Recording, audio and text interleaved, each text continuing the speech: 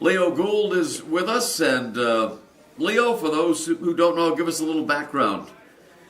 Well, a little background is originally I'm a Canadian, and born in New Brunswick, and came to the U.S. and played some hockey here, and kind of got involved with youth and stuff. And actually, I was one of the guys that originally brought the Boston Bruins here to train in the U.S.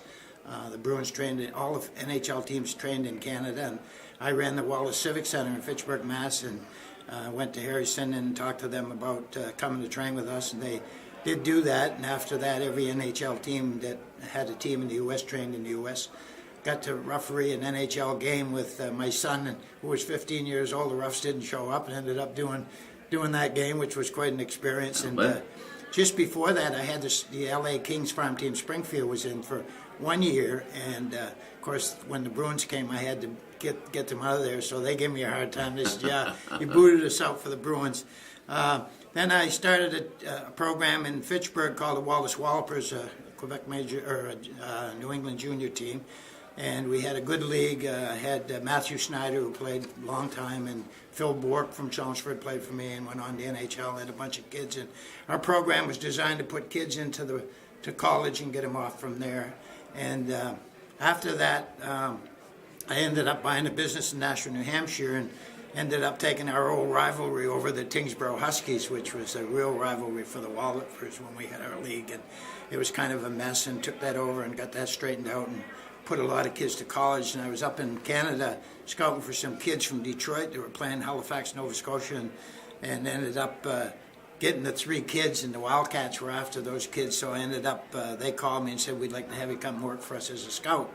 So I've been with them now about 10 years scouting and helping them out with coaching and different things. And it's been a great ride, and I've done it for the kids. You know, I took over the Huskies, and it became, in the last 5 years, it's become a program for money. It's not about the kids anymore. It's more about dollars and cents.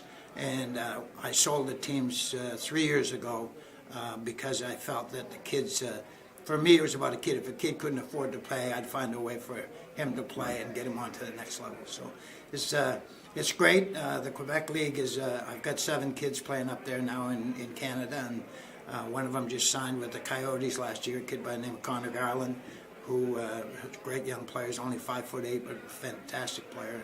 Got a kid by the name of Zach Malatesta, who just went to New York Rangers camp this year, and then I got a bunch of younger ones. So it's kind of cool.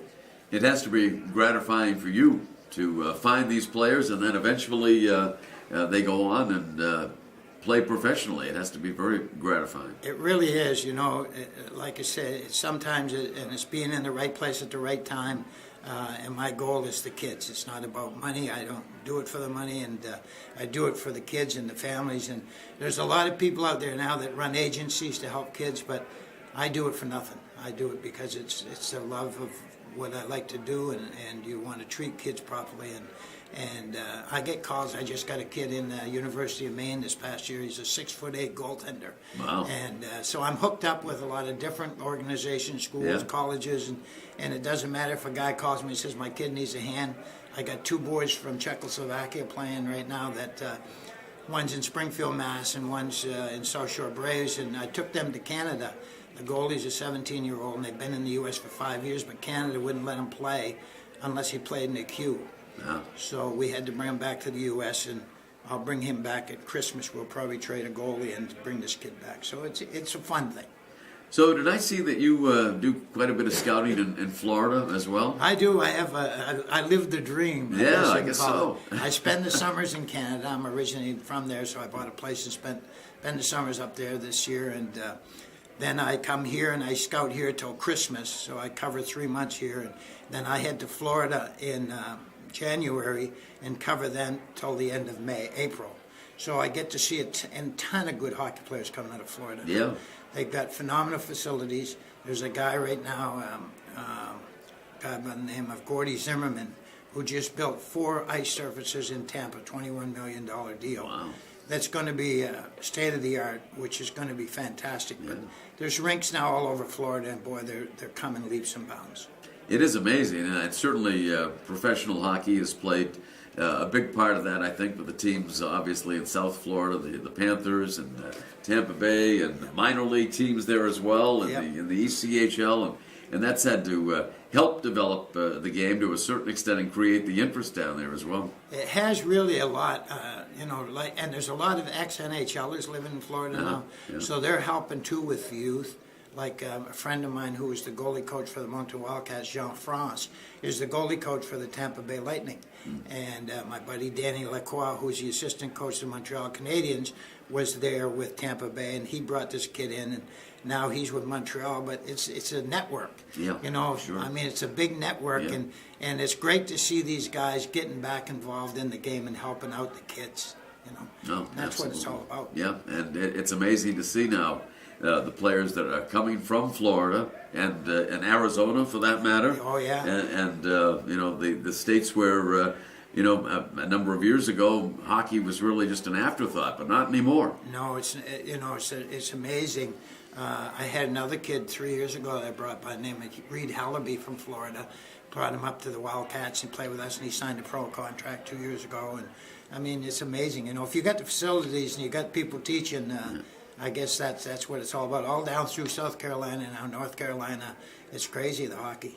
It's a crazy world. Yeah. Well, we're honoring some great coaches here today, and I know you realize, Leo, as one yourself, how important a coach can be in a person's life. Well, it is. It really is. I mean, I think it's a temperament, too. If you got the right temperament, you see so many coaches that coach hockey, and you see how some struggle a little bit, and then they'll go to another team, they do a great job, and it's all temperament. I had the fortune, probably the funniest and the best thing is I coached Marchant in the rookie camp. Marchant was with us at the Wildcats, and I had him. So what happens is the scouts coach and the regular coaches sit in the stands to get a better look at the kids. So I had Marchant. Now that was an experience. I bet it was, yeah. But he's a great player. Yeah. And he's come a long way since he played for us, But to me, anybody that's in the world of hockey today, it's a phenomenal sport, and it's a great opportunity for a young man, no matter which way they go. The problem, of course, in Quebec, the Quebec League, they can't come back and play U.S. college hockey. So if a boy, because we pay them, so you take a 15-year-old or 16-year-old, they'll get $50 a week, and it's pretty much geared to get them in the pros. Even though they don't get to the pros, we pay for their college education in Canada, so they can go on and pay 4 years or more of college hockey in Canada. So it's pretty cool. Yeah, and it's a great caliber of hockey too. Oh, it's fantastic hockey. This kid Malatesta that we got playing for us, he just got suspended 7 games there last week, and he's checks like I haven't seen anybody since Leo Boyven back in the old Boston Bruins that hits like this kid. I remember Leo. Yeah, he was a great. He could hit. So Malatesta is just like him, and I haven't seen it. He plays like Letang, but he hits like a freight train, and the referees up there are suspending him because he's hurting guys. I mean, they come down the ice, their head down, boy, and he hits them, they're going. And hopefully it won't affect him. And when he went to Rangers camp this year, which is good, which will give him an opportunity to go on. Leo Gould, we thank you for spending some time here today, and I know you're here to honor the inductees, and it's a great class, and so glad you could be here to share in the experience. I really appreciate you guys having me on, and when I got inducted, it was a phenomenal day, and I'm sure it's going to be for them also. A true legend of hockey. There you go. Leo Gould. Thank you very much.